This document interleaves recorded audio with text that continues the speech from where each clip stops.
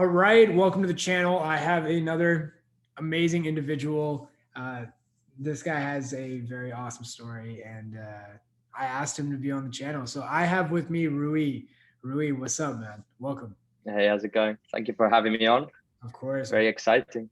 Yeah. So, Rui, let's go from the very, very beginning.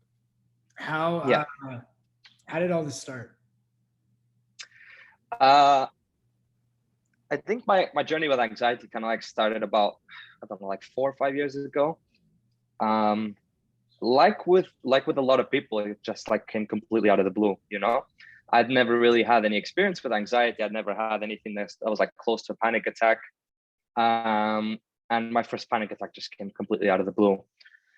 The story, I mean, to cut a long story short, essentially, like I went out to Barcelona for a week. I was living in London at the time, and I went out to Barcelona for like a week, and it was like a festival. So it was kind of like a party weekend, you know, like a lot of drinking, a lot of like other stuff. And when the weekend got to the end, due to like a couple of circumstances, like I've been like a whole weekend without sleeping. I'm talking like 72 hours, like completely staying up. I flew back from Barcelona to London. I went to sleep, and I must have slept for like 15 hours that night. And I went straight to work the next day. And when I was at work, I was feeling really off. I was like completely exhausted, you know, I wasn't feeling great. So I did what anyone does, and I just started like chugging down a load of caffeine. I just like started drinking coffee. And I remember going into this meeting that was like an hour and a half long. And I remember going like, God, I don't want to be in a room for an hour and a half. And when the meeting got started, I started feeling almost this feeling of like being trapped. I started feeling like this huge sense of discomfort in my body. I started like sweating. I was like, what's going on? I excused myself from the room. I went out, and I was like, just went to the bathroom, splashed my face with water, came back, sat down again. Same feeling of discomfort, this like need to escape, this like feeling of like, what's going on? And I didn't know at the time, but I was having a panic attack. So it started becoming more like respiratory. I started like struggling to breathe and stuff like that. I excused myself out of the meeting. I thought like I must not be getting a lot of air in the building. I don't know what's going on. So I went out into the streets, and before I knew, I was literally like sitting on like this wall, just like hyperventilating, just like struggling to breathe. And I was like, what's going on with me? Before that, I had been in a relationship with someone that had anxiety. So she had a lot of panic attacks. And even though it was happening to me, it took me a while to recognize it. But when I saw the breathing thing happen, I knew like this is a panic attack. And yeah, from there on out, it kind of was what happens to a lot of people who fall into the cycle, you know. It was this worry of like, what was that? Where did that come from? What has happened? Is this permanent? The thoughts fuel the anxiety fuels the thoughts, straight into the cycle. And that week I had a couple more mild panic attacks, you know, and before I knew it, I was just like deep into the cycle. That sounds so much like my story. Mine was at work. I didn't know it was a panic attack, just a little bit from exhaustion. It just came out of the blue. Yeah. Absolutely nuts. So then what happened? Do you know what's quite interesting is that when I started looking retrospectively into the whole experience, I started seeing mild panic attacks, mild experiences with anxiety before that thing. And when that panic attack happened, I thought like, it's because of what I did in the weekend. It's because I partied too hard. It's because I didn't sleep. I've like damaged my brain permanently, whatever. You know, you get all these intrusive thoughts. But looking back, there were actually like warning signs going into it. Feelings of anxiety in meetings in similar circumstances that only now when I look back that I realize. And those whole thoughts, you know, I just created the perfect physiological symptoms for me to have a panic attack, like sleep deprivation, substance abuse, like caffeine, you know. It's like, how couldn't I have a panic attack? Exactly. You could always see it looking retroactively, but in the moment, you probably like in the moment, at least for me, I there were warning signs, but I kind of like let them go and I ignored them a little bit. And I was like, whatever. And then it happened, and when it happened, it floored me. It absolutely just floored me because I was like, how did this happen? Like, why did it was just so easy to think something was wrong outside of me. It Yeah, wasn't the things that added up. It was just yeah. no. Yeah. For me, it was that fear of the permanent damage of anything that would be like permanent now, you know. That's the thought that like fueled my anxiety when it first happened. It's like, I don't know what this is, but if this is here to stay for a long term, if this is here to stay for the rest of my life, I don't know how I'm gonna handle it. That was Exactly. the big fear for me. Exactly. Same thing. Same. I was like, there's no way anyone could deal with this long term. Yeah. As deal as possible. So what happened then moving forward? I mean, I started putting the pieces together. I started, you know, I started realizing that it was anxiety. I did what everyone does in these circumstances, which is to start to Google symptoms and stuff like that. And it's probably the worst thing anyone can do. Um, I think I lacked a lot of the knowledge that I have now, but I just went on Google, you know, this is anxiety, this is anxiety, this is anxiety, whatever. It was like, okay, it's becoming really clear that this is anxiety. I want out. How do I get out? And then you fall down like the Google rabbit hole, which is like, there's no way out. This is for life. This is permanent, you know?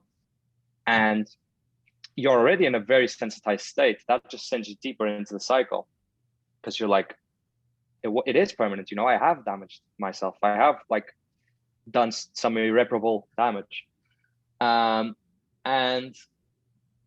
my first thought of action was like, I need to go see like a therapist or someone. I don't know. I need to like talk to someone. So I went to like see a therapist. It was like this free program through the NHS in the UK. And it was very helpful in the sense of like understanding kind of what was happening. Why are these things coming out of the blue? Why are these sensations happening? Their approach was to kind of like try and change the thought patterns, which didn't really work for me personally.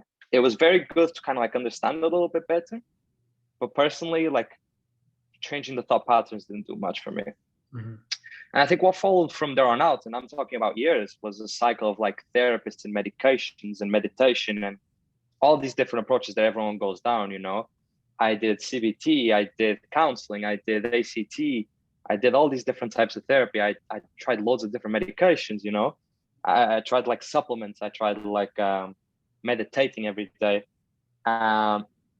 Ironically enough, the closest I ever was to coming out of the cycle was through ACT, which is acceptance commitment therapy, which is somewhat similar to what we learned through the program here, but it's essentially just letting the sensations be.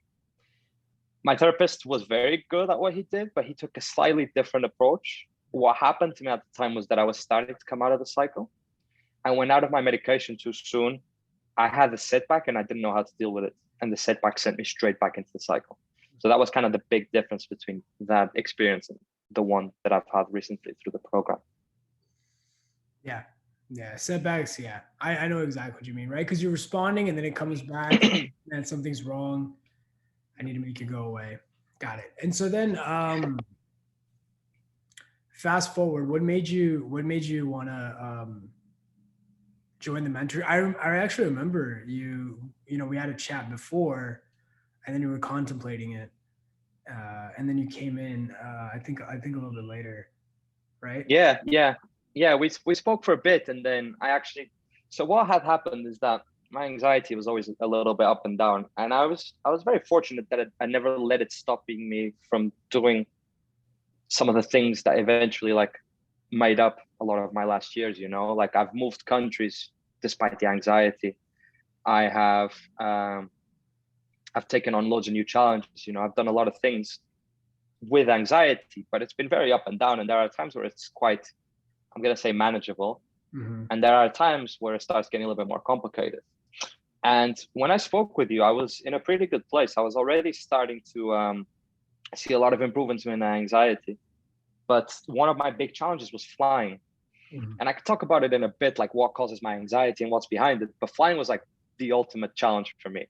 Even though I could fly, even though I live in literally a different continent from where I originally came from, flying was incredibly difficult. And I had a chat with you to kind of like talk about it. And I was in a pretty good place. I was probably already like starting to come out of the cycle. And what happened was I went out of my medication and I had a pretty difficult flight the week before lockdown started. So I landed, I was like, even though I had the difficult flight, I was like, I need to get on an airplane again, try it again. And then lockdown started, and then the anxiety started getting a lot worse. I actually ended up seeing someone before I went on this program, and it cost me a lot of money. I paid a lot of money for like this 10 session program that was meant to be like completely life changing stuff. That cost me an absolute fortune. It didn't do anything, you know? And as we went deeper into lockdown, my anxiety started getting really, really bad. I started regressing a lot. I started getting to a point where that was worse before, when I was in my first couple of weeks or months in the anxiety. I started unlocking symptoms that I hadn't had in years. And in the middle of all that, I thought, like, I'm gonna hit up Shaan again. Like, I like his approach. I already kind of knew about your approach, but I wasn't super good at bringing it into practice. And I had seen some of your videos, and I agreed with everything that you said. But I thought, like, it's time for me to like take this seriously. It's time for me to like completely allow anxiety to be there. And I reached out to you. It took some time to consider, join the program, and yeah, I haven't looked back since. Yeah, I remember when you know, I always look at it myself too, because I had spent, man, dude, I spent a fortune before. Yeah. You know, I would have thought that, like, man, like, had something like this been there, would I have taken the leap? I don't know. Yeah. Because I'd spent so much. It was almost like the fear of being wrong again took over to Yeah. the fact that this may work. I Yeah. think about that a lot when people Yeah. do. I think the thing for me is, like, if you'd have told me, like, Rui, if you give everything in your possession right now to like get rid of anxiety, would you do it? I'd be like, yeah, without thinking twice. The problem is, there's a lot of people out there that have absolutely no idea what they're talking about. There's a lot of people out there that are like completely out to get you. I've seen like really expensive therapists that had no idea what they were talking about, with the most respect. They were very good at what they did, and they had a very good knowledge of how the brain works and stuff like that, but they don't understand anxiety the same way that someone that has experienced anxiety understands anxiety. And when I was joining your program, I was like, is this going to be like another thing for me to sink my money in? Is this going to be like another dead end, you know? But I really believed in what you said, because it made sense. As someone that has experienced all the different types of treatments, someone that has gone down all these different avenues, like, I truly do believe that just letting anxiety be there is the best solution. Yeah. No, I agree. And I mean, I get it. Yeah, same thing. There were people where I was like, this is it. This is what it was. And I stopped kind of having that confidence too. I stopped like even doing that. I came with like such a skepticism. And I mean, because we were both there, man. We got it. I know exactly what you mean. How was your experience in the mentorship? I know the coaches love you, man. Like, they love you. Kaylee, Caesar. I mean, like, how was your experience going through that? Like, it was very good. It was very good. I mean, things got harder for me before they got better when I first joined the program. I had to sink a little bit lower before I was able to climb out of the hole that I was getting myself into. And like, you know, like any reasonable person, there was a lot of doubt. There was a lot of things like, is this going to work? Like, why am I, like, what if this doesn't work? What if I'm just, you know, it's this constant what if thoughts. That's how anxiety exists. It's this constant, like, what if? I was probably not the best participant in the program. You know, I wasn't like the most present in the calls. I wasn't the most like constantly reaching out, but I got a lot of value just from following people. I think the real benefit of the program is just seeing the people around you improve, to show you that it is possible. Because the most common thing I see with people that suffer anxiety, and I've met a lot of people suffer anxiety, is that they think their case is unique. Everyone thinks like, no, you know, understand anxiety, but you have no idea what it's like for me. Like, no, I do. One of the best examples I can think of is one of the symptoms that I really struggled with a lot was breathing. And I had something called psychogenic dyspnea, which I found out is like a symptom of anxiety in the meantime. And what it is that because you're breathing too fast, you don't understand fully the science behind it, but you like retain too much carbon dioxide in your lungs, which gives you the feeling that you're actually not breathing in enough. So you're constantly like hungry for air, and you're like yawning and like sighing and like constantly trying to like take that. And it feels like you're ill. It feels like there's something physically very wrong with your body.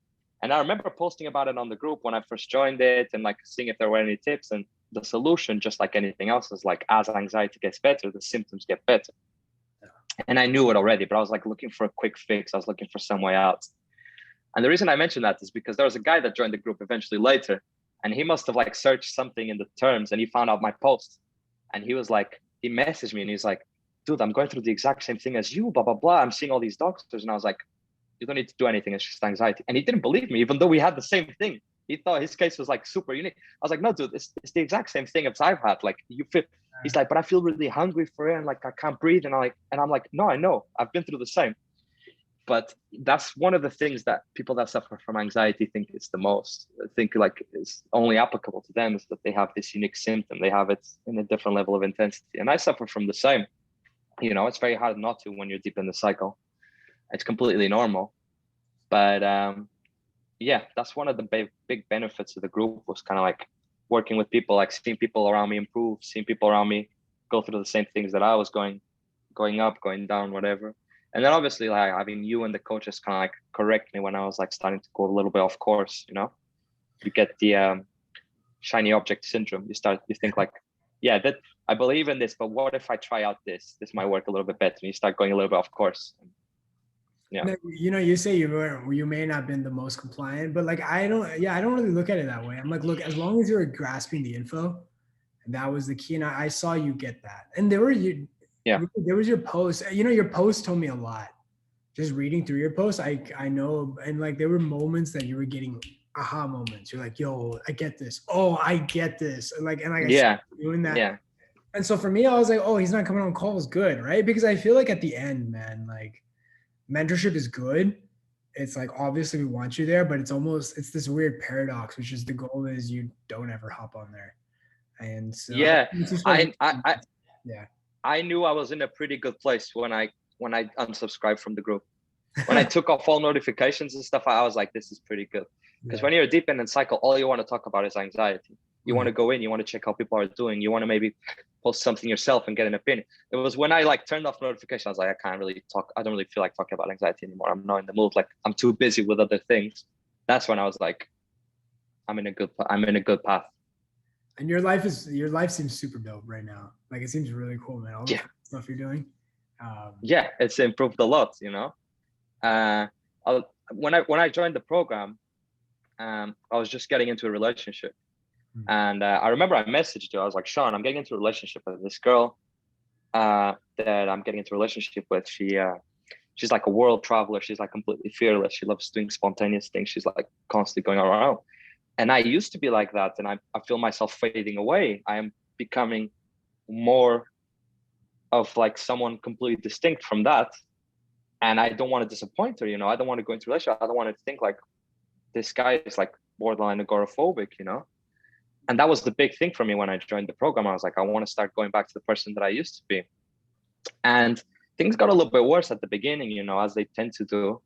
When I started putting myself out there, when I started really experiencing anxiety, I started like getting really bad symptoms show up. I started like becoming more and more agoraphobic, more and more afraid of like just putting myself out there. There was a lot of self-doubt about if I was ever going to be able to return home, if I was ever going to be able to like get on an airplane and like go home, you know.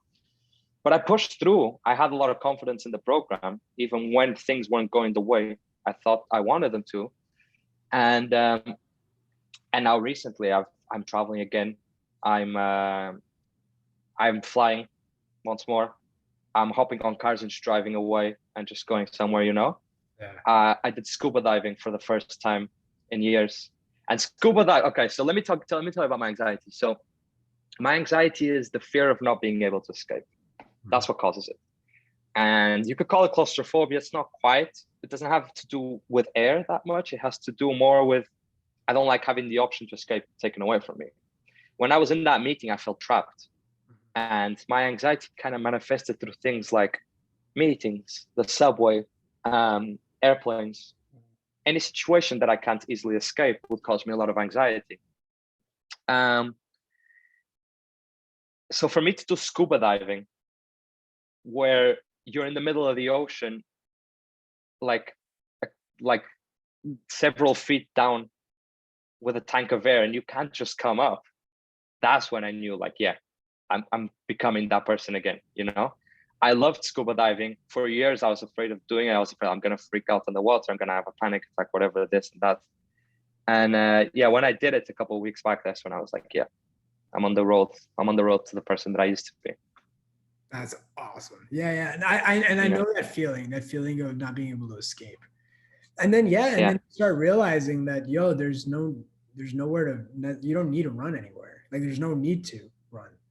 Like, and that's why I truly believed in the program, because that person that I paid so much money to before this, she was kind of trying a kind of CBT approach. Mm-hmm. And she was like, why don't you take a Xanax if you're going to fly? And that's the medical response. Take a Xanax, it's going to cool you off. But that doesn't work for anxious people, because if you're anxious, your fear isn't like, your mind is going to go, what if the Xanax doesn't work? Even if it's worked every single time, your mind is going to go, what if it doesn't work? Because the last thing you want is to feel like you're trapped in a situation with a panic attack and you're out of solutions. And when I joined your program, I knew that this was the only way out. The only way out was to fully let anxiety be there. Because if I find myself in an airplane and the Xanax didn't work, or the glass of wine didn't work, and I'm having a panic attack, the only mindset that's going to get me through that flight is to just let it sit there.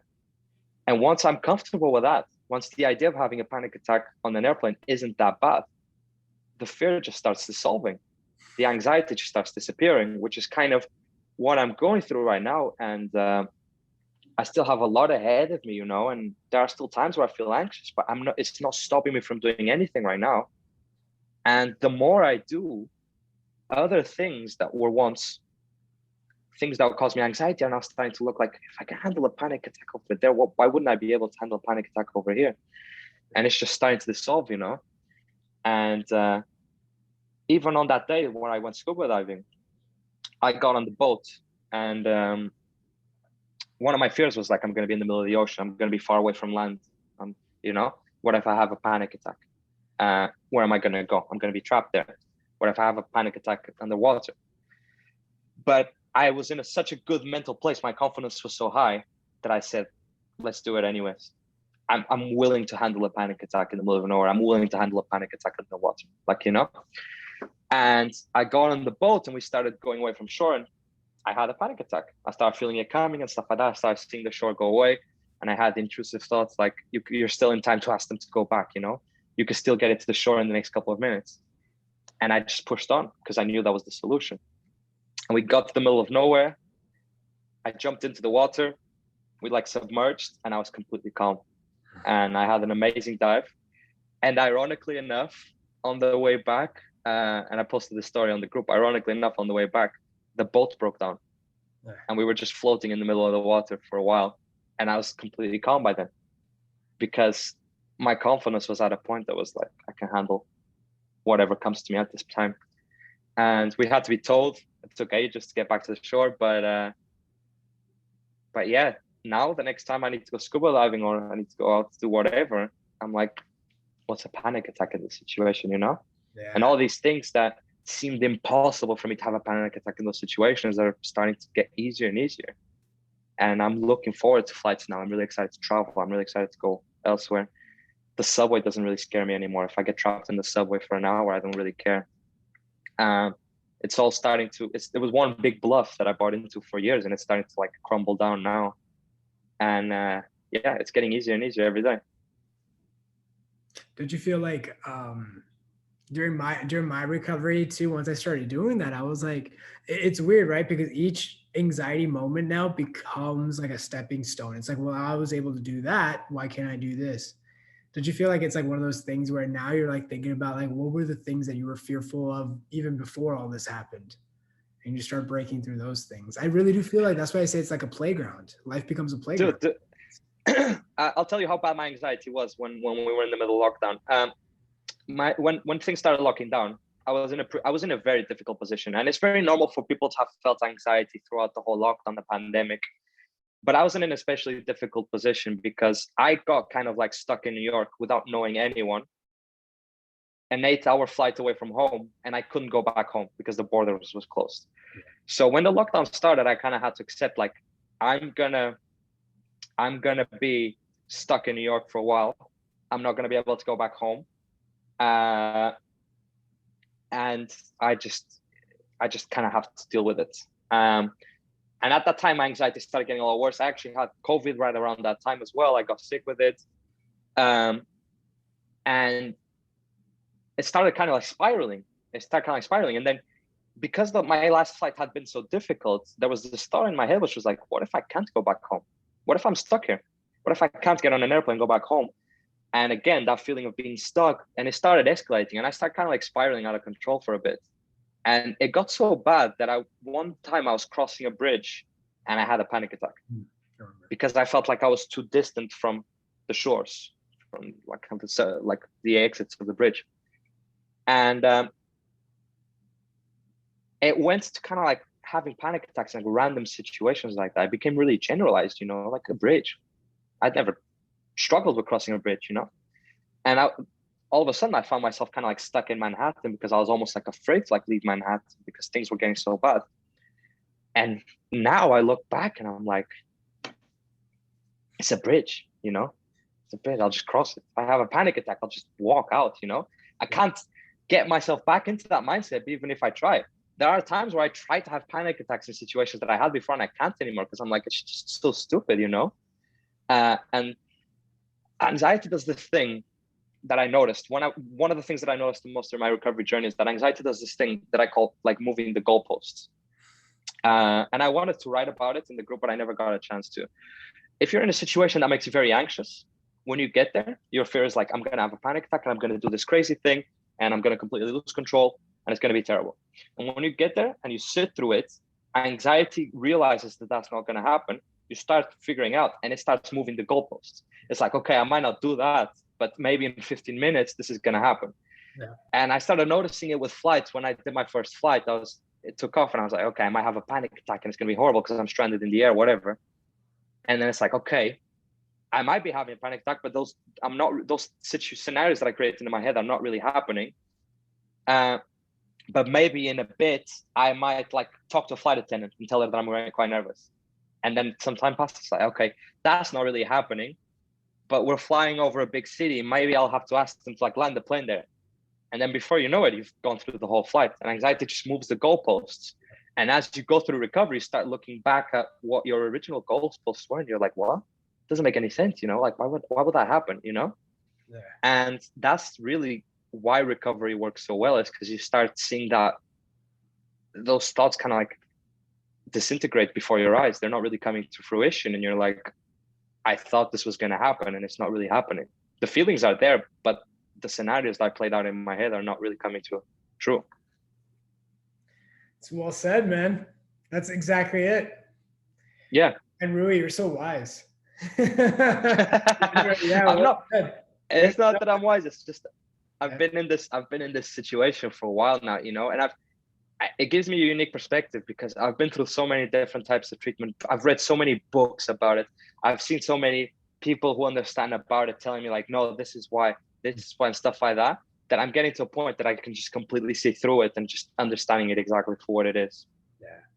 It's like I say there's knowledge and then there's knowing. I can tell just by the way you're knowing, because it's coming from experience now. And that's a very important point, because and this goes out to everyone that might be watching your videos and stuff like that. You could have told me exactly how my anxiety journey would have gone. You could have said, Roy, this is what's going to happen, and then at this point you're going to feel a little bit worse, and then it wouldn't have mattered. I had to go through it myself, because when you join the program, you actually do a very good job of explaining exactly what's going on. And I found it very surprising that I've seen so many medical professionals and therapists and stuff like that who couldn't explain to me what was going on the way that you guys have explained, you and the coaches on the program, which is exactly from a physiological standpoint and from a mental standpoint. This is why you're feeling this way. This is why these thoughts are happening at this time. But it's not everything that you need, because, and from a medical standpoint, it has to do with the amygdala. The amygdala, you know, I don't want to get too deep into it, but the amygdala can't be reasoned with. It learns through experience. And you could tell me exactly how my journey would have gone. I had to physically be there in those situations. I had to physically experience that and have those panic attacks and see the situation get better before my eyes, for my amygdala to start learning and for things to start getting easier. Yeah. And it's very strange because we, in our life, you know, if you go to the gym, if you're trying to lose weight or whatever, you kind of like measure your progress as a line. You constantly want things to keep getting better. And this is not a linear journey. Anxiety recovery is up and down and up and down. And when you're down, you're like, everything that I've done so far has been in waste, you know? You told me, you warned me, you said, Rui, there's going to be setbacks. There's like a whole category on the program around setbacks. And when I had my first setback, I was like, Shaan, you won't believe it. Like, it's not worked. I'm feeling terrible and stuff like that. And you're like, it's a setback. It's just so difficult when you're in the middle of it. I think the key to anxiety recovery and the thing that truly made me recover is almost like blind faith. I had almost borderline blind faith in your program. Even when things felt like they weren't working, I had to stop myself and go like, they are working. I just need to push through. This is to be expected. They warned me about this. And now looking back, I'm like, yeah, I needed that. I needed those setbacks, you know? Even when my life was getting a lot better and I went like a month or two without a panic attack and I had a setback, I was like, I needed this. I needed this to show me that like it's still around and I can still beat it. And now I'm getting to the point where it's getting pretty smooth sailing and I can see the finish line. And I need a little bit more time before the panic, not the panic, but before the intrusive thoughts and the anxiety completely disappears. But I'm at a point where I don't even care because it's not stopping me from doing anything that I want. And if I can travel the world and if I can do all these hobbies, I don't care if anxiety is there or not, as long as I could do them. And now it's starting to disappear. I found myself on subway journeys just like completely distracted on my phone. I found myself on flights like being able to enjoy TV shows or sleep or whatever, you know. It truly did work. It just took a lot of blind faith. It took like this complete trust in the process that like it's gonna get worse before it gets better. And that was the key. Can't say it better myself. Yeah. It's good. It's awesome. There's been a lot of moments where, a lot of people have been saying that. A lot of people have been getting better. They look back and they're like, faith. And I say, I remember the same thing. And faith, I started defining as just the ability to go into the unknown, knowing everything will be okay. Just keep going. Yeah. And that's all it is. It's amazing. Man. Yeah. I mean, it takes a lot of faith to go out into the ocean and submerge yourself with a 1 oxygen tank a couple of feet underwater and not knowing if you're going to have a panic attack or not. But when you do it, you just know that you can handle anything. The confidence, that base underlying confidence just gets bigger and bigger to the point where there's no more self-doubt. There's no more getting into an activity and thinking like, am I going to have a panic attack? Yeah. The question doesn't become kind of like, am I going to have a panic attack? It's just kind of like, if I have a panic attack, just let it ride. Just let it be there. It's not going to kill me. Good stuff, man. How would, what is, I mean, you brought up so many good points, but I'll ask anyway. What is one piece of advice, I mean, you would tell somebody that was your shoes, worst stage where you were at? What would you tell old Rui? I feel like you chimed on. I think I've covered a couple of points right now. I mean, off the top of my head, and I did a lot of self-reflection with this. I was doing therapy while I was going through the program as kind of like a means to support the program, you know, just as a way for me to talk about what was going on with my journey. And I did a lot of self kind of like reflection. And I think the biggest one is to trust the process. And I don't think people should be too harsh with themselves. Like, there are times you're going to doubt the process. I had times where I had doubted the process. I'm sure you did as well when you were going through it. It's inevitable.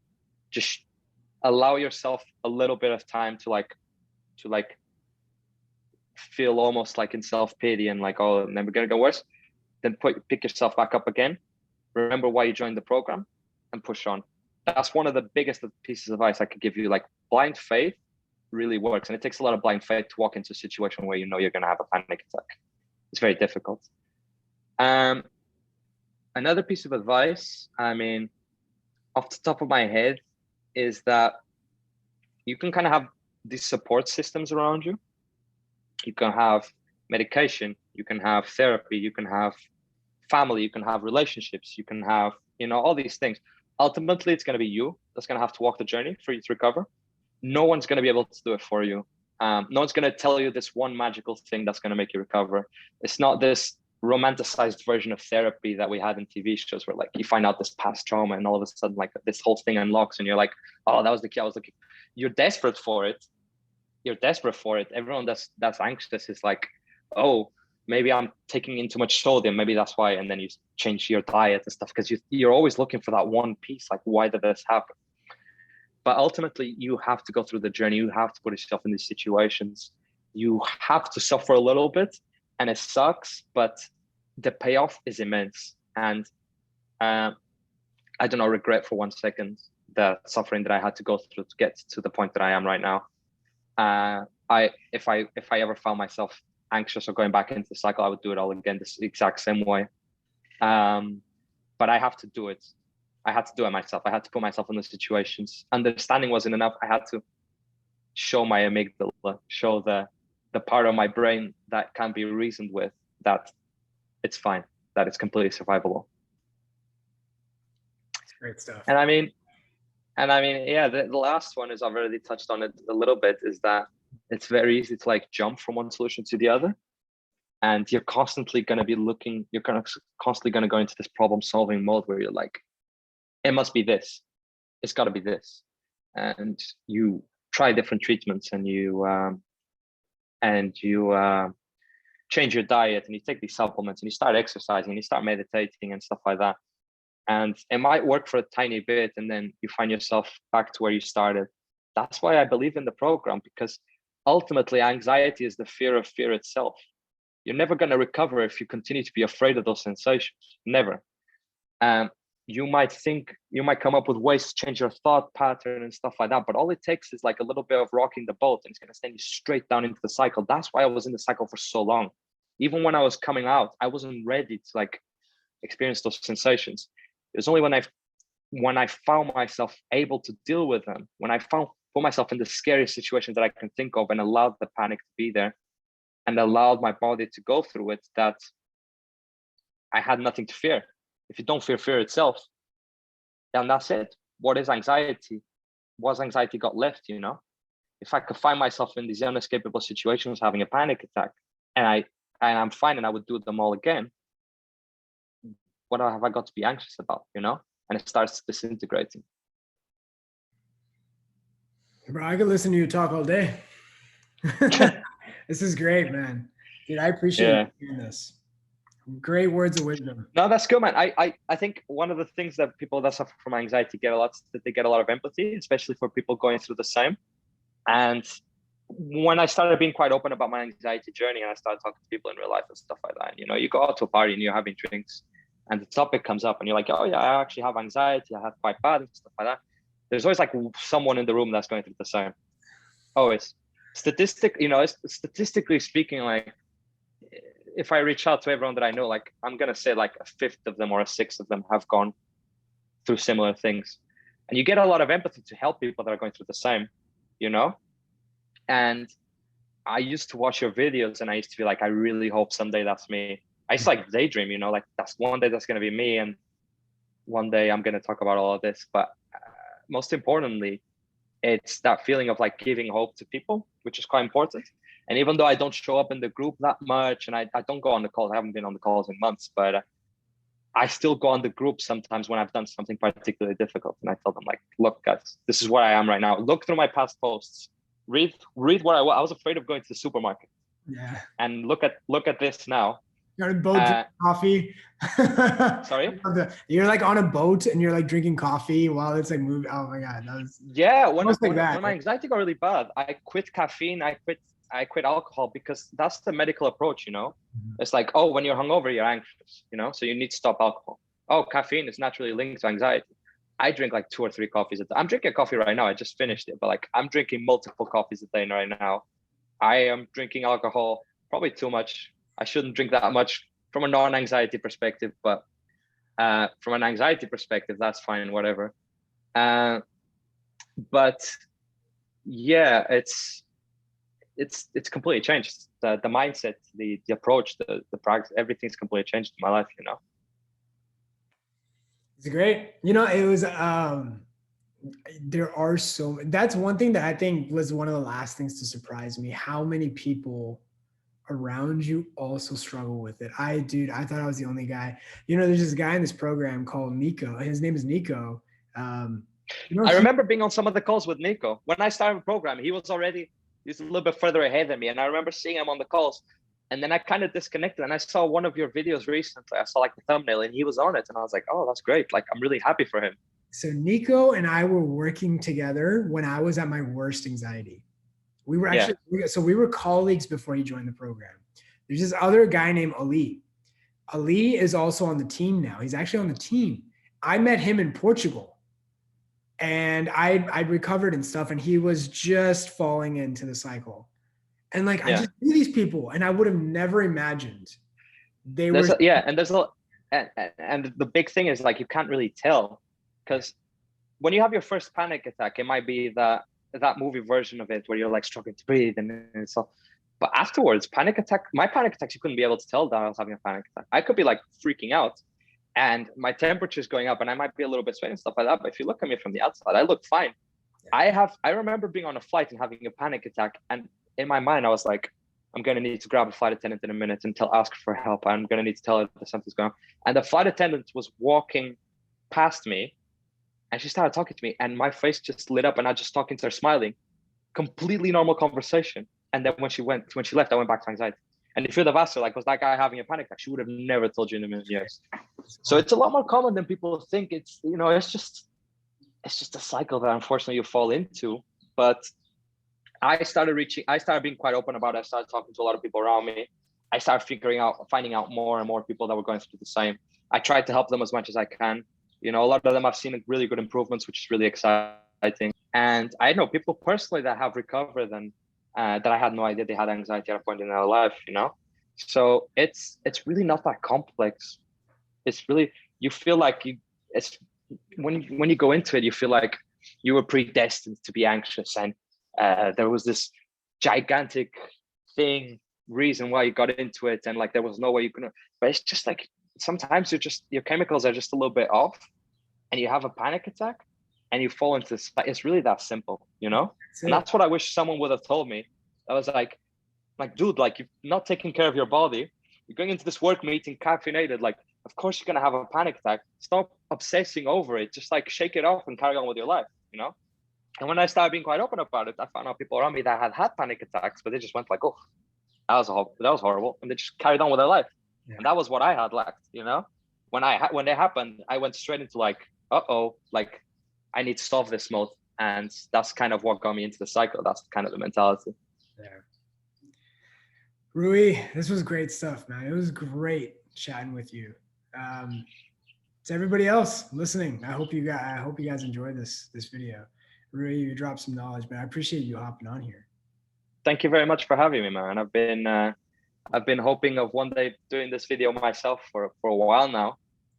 It's really exciting, yeah. And I mean, that's kind of where I'm at right now with my life. I'm just excited for whatever is going to come. So it's a pleasure to be here, and I hope people can take away something from this and move on with their own journey.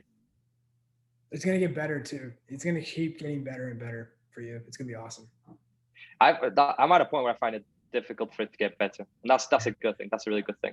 Yeah. Like, my life is in a really, really good place right now. Yeah. Awesome, man. Thank you everyone for watching. I'll see you in the next video.